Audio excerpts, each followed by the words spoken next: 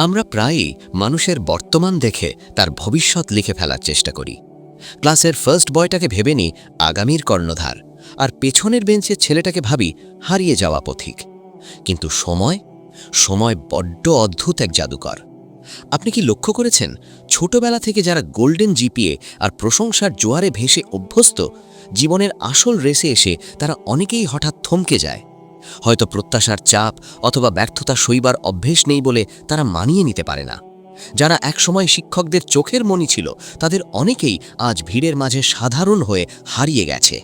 আবার উল্টো দিকে তাকিয়ে দেখুন, সেই ছেলেটা যাকে সবাই ফাঁকিবাজ বলতো, যে পড়া ফাঁকি দিয়ে রোদে টো টো করে ঘুরে বেড়াতো, আজ তার কাঁধে যখন পরিবারের দায়িত্ব পড়েছে, সে নিজেকে এমনভাবে বদলে ফেলেছে যে চেনাই দায়। সেই উড়নচণ্ডী ছেলেটা আর জীবনের প্রতি কতটা সিরিয়াস। তার ভেতরে সুপ্ত জেদ আর লড়াই করার ক্ষমতা তাকে এমন এক উচ্চতায় নিয়ে গেছে যা তার স্কুলের রেজাল্ট শিট কোনোদিন কল্পনাও করতে পারেনি। আসলে জীবনের দৌড়টা তো 100 মিটারের স্প্রিন্ট নয়, এটা একটা ম্যারাথন। কেউ শুরুতে গতি দেখায়, কেউ শেষে।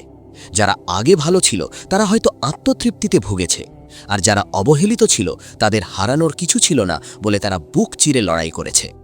মনে রাখবেন, আজকের জিরো কালকের হিরো হতে পারে। তাই বর্তমান দেখে কাউকে তুচ্ছ করবেন না।